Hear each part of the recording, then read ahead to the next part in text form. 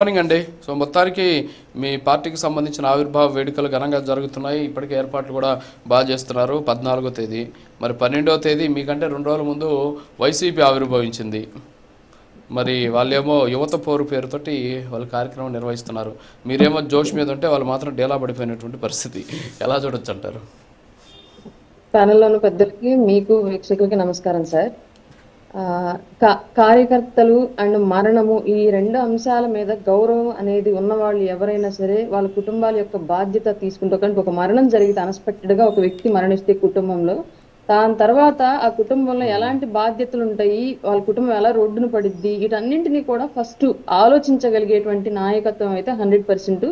ఆ కుటుంబాన్ని మనం ఆర్థికంగా అంటే వ్యక్తిని అలాగో తీసుకొచ్చి ఇవ్వలేం, కానీ ఏ బాధ్యతలు అయితే మిగిలిపోయాయో వాటిని కొన్నింటి పూర్తి చేయడానికి మనం కొంత ఆర్థిక భరోసాను కల్పించవచ్చు అని చెప్పేసి గౌరవంగా కార్యకర్త యొక్క కుటుంబం గురించి ఆలోచించేటువంటి నాయకత్వం ఎవరైనా సరే కార్యకర్తకి బీమా భద్రత అనేది కల్పించడం, అలాగే వాళ్ళని గుర్తింపు, అంటే పార్టీలో మీరు మా పార్టీ మేము పెట్టినటువంటి పార్టీలో ఎదుగుదల కోసం ఈ సమాజం కోసం కష్టపడ్డారు కాబట్టి మీ కుటుంబ బాధ్యతలు మీలో ఒకరుగా మేము కూడా అని చెప్పేసి ఒక భరోసా ఇవ్వటం లాంటిది సభ్యత్వం అనేది. అలాగే దాని తర్వాత వచ్చేటువంటి బీమా లాంటిది.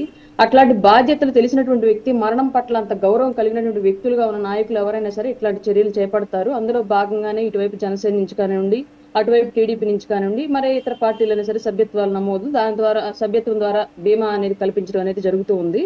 ఇందాక వెంకటరెడ్డి అన్నగారు ఒక మాట చెప్పారు, మేము కార్యకర్తలకి ఇచ్చాం, మేము ఎంత ఇచ్చినా సరే మేము చెప్పుకోవాలి ఏంటి, ప్రచారం చేసుకోవాలి ఏంటి అనేది. సార్ నాకు ఇది యాక్చువల్ గా గుండెల మీద చేసుకొని చెప్పమని చెప్పండి ఈ వెంకటరెడ్డి అని ఇదే మాట. సొంత డబ్బులే జేబులో ఇచ్చినట్లుగా ప్రజల డబ్బులు ప్రభుత్వ పథకాలతోటి ప్రజలకే పంచి పెడుతూ జగనన్న చిరునవ్వు, జగనన్న గోరుముద్ద, జగనన్న హెల్త్, జగనన్న హాస్టల్, ఏదో మొత్తానికి అన్ని పేర్లు ప్రతి దానికి జగనన్న జగనన్న జగనన్న జగనన్న జగనన్న అని పెట్టుకొని వాళ్ళ డబ్బులు వాళ్ళకే ఇస్తూ కూడా ప్రచారం చేసుకున్నటువంటి వ్యక్తి నిజంగానే జేబులో డబ్బులు కనుక ఇచ్చి ఉంటే సహాయ సహకారాల పేరుతోటి చెప్పకుండా ఉండేవాడా? మొదటిది. రెండోది, మీరు గత వైఎస్ఆర్ గారి మరణం అనంతరము ఓదార్పు యాత్ర పేరుతో జగన్మోహన్ రెడ్డి గారు రాష్ట్ర వ్యాప్తంగా రాజకీయ యాత్ర ఒకటి చేశారు. మీరు గమనించినట్లయితే ప్రతి ఇంటికి వెళ్ళి కేవలం ముద్దులే పెట్టి వాళ్ళ దగ్గర కూర్చొని మాటలే చెప్పి నన్ను ప్రభుత్వంలోకి తెప్పించండి, నాకు ఓటేసి మన ప్రభుత్వాన్ని తీసుకురండి, మిమ్మల్ని ఆదుకుంటానని చెప్పే వచ్చాడు తప్ప ఎవరికైనా జేబులోంచి చిల్లుగావ తీసి వాళ్ళ చేతిలో పెట్టాడా? మీరు కావాలంటే రాష్ట్ర వ్యాప్తంగా వాళ్ళు పరామర్శించినటువంటి ఫ్యామిలీలన్నింటినీ బిఫోర్ ఎలక్షన్ అడగండి, ఆఫ్టర్ ఎలక్షన్ నాకు తెలియదు. ఆఫ్టర్ ఎలక్షన్ కొంతమంది రాజకీయ నాయకులుగా ఆ పార్టీలోకి తీసేసుకున్నారు, కొంతమంది ఆర్థిక లబ్ధి పొందారు, కొంతమంది ఇప్పటికీ అనామకులుగానే ఉన్నారు, తర్వాత విషయము.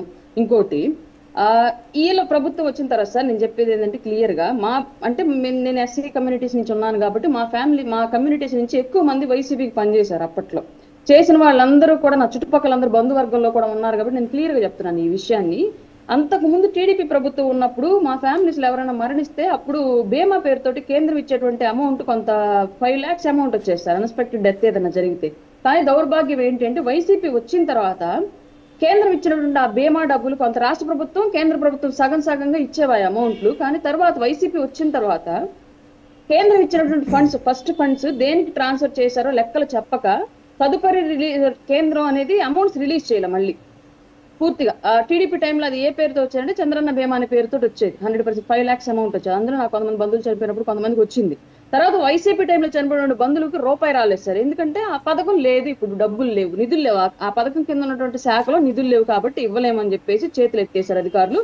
₹1 కూడా మట్టి ఖర్చులకు కానివ్వండి, బీమా కింద కానివ్వండి 10 పైసలు కూడా రాల.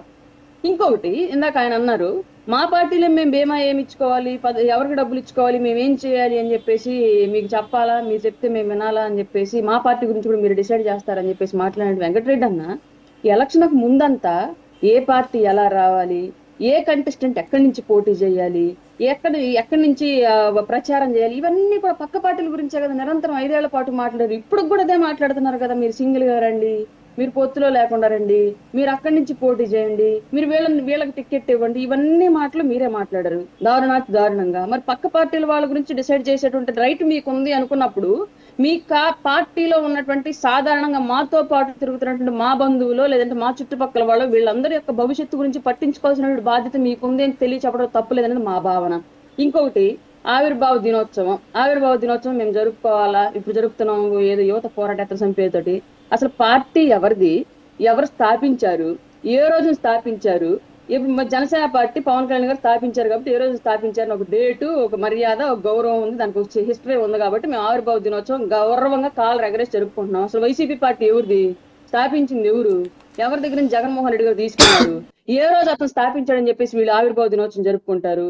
వీళ్ళది కానీ పార్టీని తీసుకొచ్చి వీళ్ళు లాక్కొచ్చుకొని చేసుకుంటున్నారు కాబట్టి వీళ్ళకి అసలు ఆవిర్భావ దినోత్సవం ఎప్పుడూ తెలియదు కాబట్టి వీళ్ళకి జరపాలనేటువంటి గౌరవ మర్యాదలు కూడా ఏమీ ఉండవు. అందువల్ల వాళ్ళకి తెలిసే ఛాన్సు లేదు. వీళ్ళని మేము చెప్పుకుంటున్నంత, మేము చేసుకుంటున్నంత గౌరవంగా ఘనంగా ఆవిర్భావ దినోత్సవాలు జరుపుకునే అవకాశం కూడా వీళ్ళకి లేదు, పక్కల పార్టీ తెచ్చుకున్నారు కాబట్టి. ఇట్లాంటి పరిస్థితుల్లో మీరు పెద్ద పెద్ద అంశాలను జగన్మోహన్ రెడ్డి గారి నుంచో లేదంటే గౌరవ మర్యాదలు, బేమాలు ఇలాంటివన్నీ ఎక్స్పెక్ట్ చేయడం అనేది నిజంగానే అవివేకం అయిద్దండి రాజు గారు. మీరు ఇంకోటి, మరణం పట్ల ఇందాక మా ఫస్ట్ లోనే చెప్పాను, మరణం పట్ల గౌరవం ఉన్న వాళ్ళు ఎవరైనా సరే ఇట్లాంటివి చేస్తారని చెప్పేసి. అసలు యాక్చువల్ గా ఇవాళకి కూడా రాష్ట్రంలో పెద్ద మిస్టరీ మిగిలినటువంటి హత్య, నిన్న కూడా రంగన్న చనిపోయినటువంటి హత్య, ఇప్పటికీ ఆ కుటుంబ సభ్యులకి ఇప్పుడు అందులోని ఇన్వాల్వ్ అయ్యి ఉన్నారని చెప్పేసి సిబిఐ కూడా ఎంక్వైరీ చేసి మరి ఛార్జ్ షీట్లు పేరు చేసినటువంటి హత్య. ఇట్లాంటి వ్యక్తులు ఇతరుల మరణాల పట్ల, వాళ్ళ కుటుంబాలు, బంధాలు బాంధవ్యాల పట్ల బాధ్యత కలిగి ఉంటారని చెప్పేసి మీరు భావించడం నిజంగానే పిచ్చితనం అనిపించిందండి. Okay, yeah, okay madam. Good morning Srinivas Chowdary గారు. సో మొత్తానికి ఇప్పుడు ఎలా చూడొచ్చు?